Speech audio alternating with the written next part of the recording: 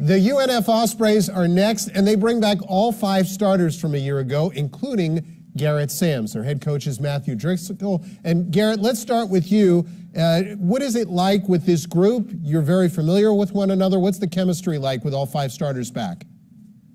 It's great. It's great. Obviously, we return everybody, and so just being able to have a second year with everybody and just getting to know each other better and play with each other better, and just another year in practice to compete better, and it'll just benefit us in the long run. Matthew, it's very unique to have 5 starters back yet have no seniors on the ball club. How has Garrett grown as a leader?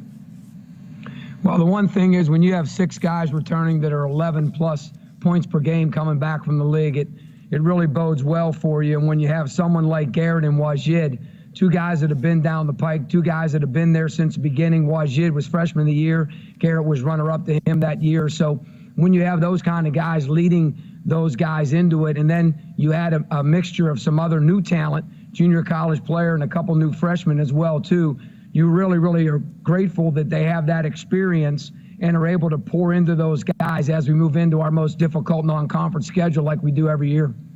Garrett, tell me how you've grown as a leader, and what kind of leader are you with this group? One thing I'm trying to work on is just being more vocal and leading by example, because it's something I've struggled with even back when I was in high school, just being a leader. And so I'm still struggling it right now, but I just got to keep growing as a person, growing as a leader, and just listen to what Coach tells me. And our coaching staff does a good job of pushing me to do that.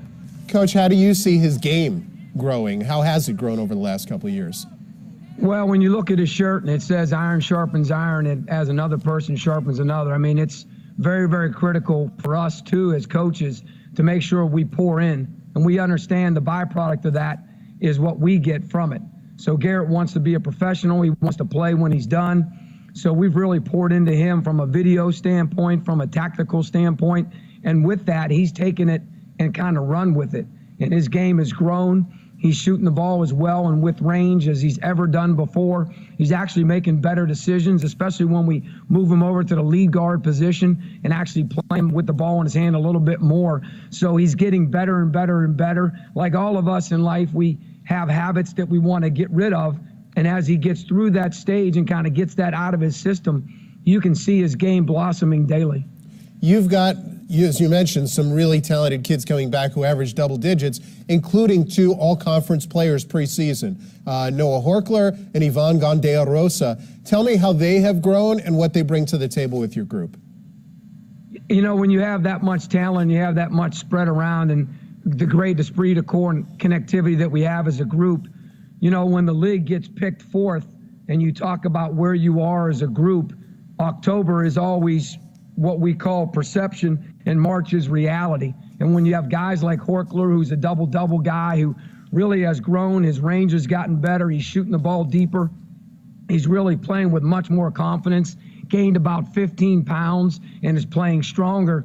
And on the flip side, you look at a guy like Gandearosa, a guy who really has done a great job with his body, cut his body fat down, playing with much, much more confidence, much, much more conditioning, and he's shooting the ball really, really well. So when you look at the preseason predictions and you see teams like Lipscomb that are obviously talented coming back and doing what they're doing, Gulf Coast, Liberty coming into the league, and then we're there with JU and I think NJIT right there. So when you have that much core and those guys come back, what it really boils down to is, can you defend and rebound?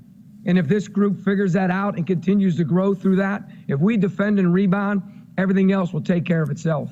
Well, it will be, again, UNF looking to defend and rebound and looking to move up the conference ladder when they begin play against Dayton on the road on November the 7th.